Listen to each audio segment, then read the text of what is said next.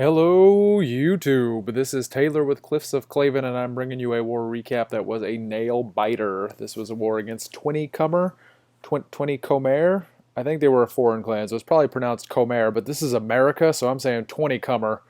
And as you can see, we won the war by 0.8%, and this war was decided literally in the last 5 minutes of war.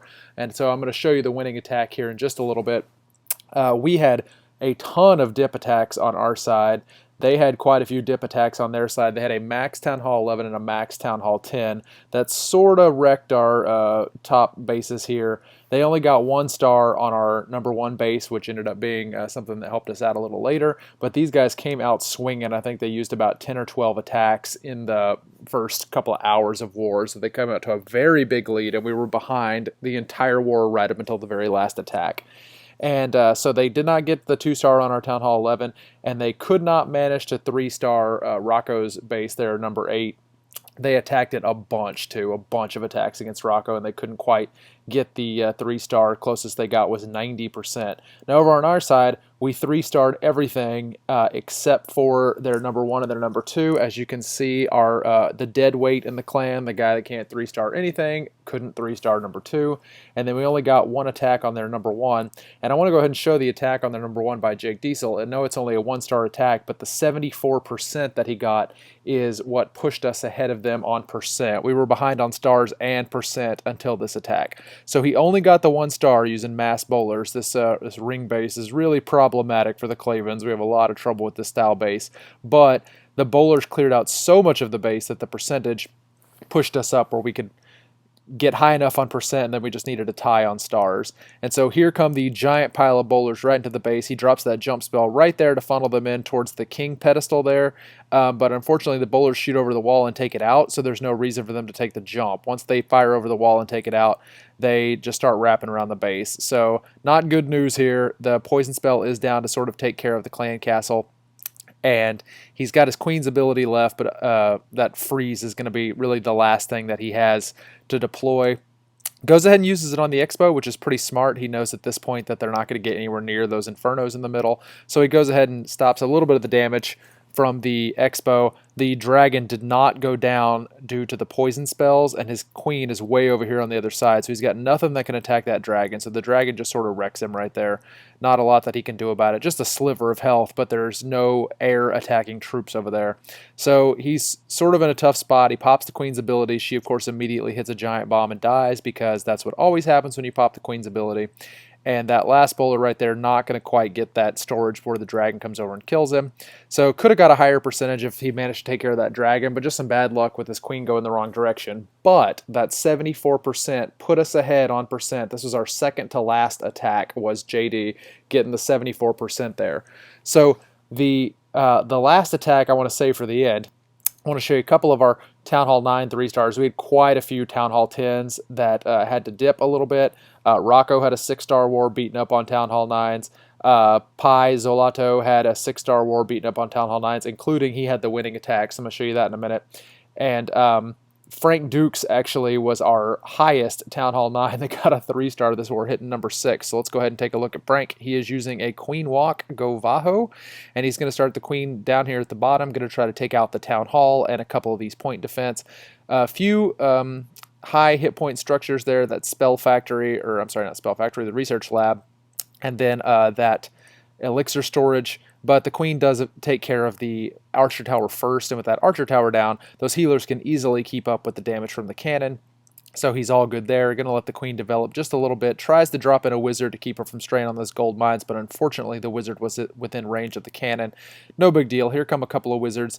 They are also in range of that archer tower, but just trying to get a little bit of the trash cleared up. He eventually drops a Valk over here to tank for that wizard. Really does not want his queen coming back out of that compartment. Wants her to get in there and take care of the clan castle. And this was pretty smart. Once the clan castle locks onto the queen, he drops the Valks. Unfortunately, has to pop the queen's ability right there, which causes the clan castle to reroute, but by that time, the queen had taken care of them. Big old Tesla farm in the core, so he drops the first heal spell for the Valks, and they're just going to kind of do their thing. He's got 8 hogs that he's going to use around the edge once these Valks sort of clear things out. He's got to decide which direction the Valks are going to go before he drops in those hogs. So there's the rage spell to get them beat through those walls, and then here come the hogs over on the other side, kind of to assist the Valks a little bit. He's got the king and the queen working over on the other side of the base. So just a real nice split on the troops. The hogs come down south, the Valks stay up top, and he's got his heroes over there on the other side. So works out really well for him. Really nice split on those troops. He's completely out of spells, but the base is completely out of defenses once the king takes down this mortar tower and this wizard tower. The hogs are going to start heading back that direction, but the king's going to have it mostly taken care of by the time they get there. So we'll go ahead and fast forward here. Valks on several different sides of the base, which is perfect. They're opposite the hogs, so really easy time getting the cleanup. Frank Dukes, the Kumite champ, taking care of base number 6 and getting the 3-star. Okay, so let's drop down. We're going to take a look at Mikey B, taking care of number 8. Mikey B had this 3-star, and he also had a 99%. Frank Dukes had a 3-star and a 99%, and then Corey, though, had a 95%. So we had some bad luck here with our Town Hall 9s getting very, very close to the 3-star, but not quite getting it done, which is why our 10s had to dip down. So not the fault of the Town Hall 9s, really. Sometimes that's just the way it goes. You just can't get those last couple of percentage points, or you run out of time. And so Mikey B's doing his queen walk. He's bringing in some Valks, and of course he's got the bowlers with healers in the CC, which is such a smart attack at Town Hall 9, letting those bowlers sort of clear things out over on the edge, and then he's going to drop a couple healers on them. Queen is taking care of business on the bottom, and these two forces, the queen and the bowlers together, are really combining to create a pretty giant funnel for his Valks. The Golem's going in there to tank for the Wiz, and then he's going to go ahead and drop the Valks in there, and they are going to clear out these storages, and then the Queen is going to catch their attention. They're going to beat straight through that flimsy level 8 wall and take care of the Queen. And he's brought 1 heal spell and 3 rage spells, which is a little unusual for a Valk attack. He goes ahead and drops the heal spell down right there. Unfortunately, the dragon splits. The dragon goes over and starts firing in on his bowlers. He does have that wizard there that tries desperately to take care of the dragon, but does not quite get there. So the dragon's going to roast the bowler, and then the dragon's going to turn around and roast those healers. But in the meantime, everything is just burning through the center of this base, and when the dragon finally reroutes and starts heading back towards the main pack, that dragon's going to be heading straight for his archer queen, who is going to be able to easily take that dragon down because they've still got the healers there that are working on those Valks. Couple of bombs going off taking care of the healers, but he's got 1 left. Eventually steps in the path of that air defense, gets it down, and it looks like he's going to have this taken care of despite the fact that he doesn't have any healers left. His queen is still at more than half health. He's got a couple of Valks there tanking for that cannon, and then the bowler over there is going to help with the Valks on the elixir storage. Last little troll builder hut left up at the top, but his king and Valk are already going there. So really nicely done, Mikey B. That was a fantastic 3-star, and got some bad luck with the clan castle and bad luck with his previous attack, which was 99%. 299% this war. That is just how the Clavens roll. All right, let's take a look at this attack. This is Chief. He's taking care of their number 10, and he is also bringing some Valks and CC bowlers with healers, and so the bowlers are going to take out all this trash down here at the bottom. And I don't know if this was intentional or not. Chief is a Clavens, so it probably wasn't intentional. But the bowlers' rocks are going to take care of that gold mine behind the one they were attacking, so it naturally funnels them over to the left side. So that works out really well. I'm assuming since he's a Claven that he didn't plan that and it just happened, but there it goes. So Wizards and Golem are trying to make a funnel, but unfortunately his king and his queen start to wrap around, so he has to adjust on the fly. I'm sure he wanted the Valks to go in right there where the wall was opened up, but they don't cooperate, so he's just going to drop him over here on the left side and let him kind of beat through the walls and go around. There is the jump spell, which is very nice, gets him right into the core, and he's got 3 heal spells that he's going to use for the Valks. There's the rage to kind of speed them over to the next compartment, and then drops the heal spell on them. Gets most of the Valks in the heal, which works out really well. And then they're just going to kind of beat through these walls. The bowlers are doing a ton of work down here. And this Valk that the cannon is targeting, it's going to take out that one Valk and then start targeting another one. That's the most heroic Valk right there, because that Valk tanks long enough for the bowlers to break through the wall and then fire over the wall to take care of that cannon. So that Valk gave her life valiantly. Good job to that Valk, tanking for those couple of bowlers who lost their healers. The Valks are beating in through this compartment right here, going to take care of that last mortar, and then after that it is all cleanup. So well done to Chief, getting that 3-star. Very good split on the troops again, making sure that the cleanup gets done within the time limit, so fantastic job. Okay, so let me sort of recap the end of this war for you. I showed you Jake Diesel's attack on number one. He got 1 star, 74%, so that put us ahead at 74%, but we were down 26 to 27, and they had 1 attack left, and we had 2 attacks left. You can see that we had one guy who did not use his attack. He has actually been executed, and so he is no longer a member of the Cliffs of Claven. It was pretty gruesome, but it had to be done that he missed an attack in a war this close. But so really, we had 2 attacks, but one guy didn't attack. So we had 1 attack left each, and their last attack was right here. They had to get the 3-star on Rocco to put the win completely out of our reach. And he's doing a HGHB right here, so goes ahead and drops the wizard and the dragon to do a little bit of funneling, and then he's going to drop in all of his giants and his healers right there. And then he's got bowlers in the clan castle, but he waited way too long to deploy these bowlers. Way too long. So he drops in the heroes, drops in those wizards to make the funnel, goes ahead and rages up just the giants, which is a little weird, and here comes the clan castle, which is a balloon and a lava hound. Now, he drops the poison, which is going to mostly take care of the balloon, but the queen has locked onto the lava hound. He does finally drop those bowlers, but he drops them so late that they sort of get hung out to dry. There's nothing tanking for those bowlers, and they get taken down pretty quick. So the queen's locked onto the lava hound.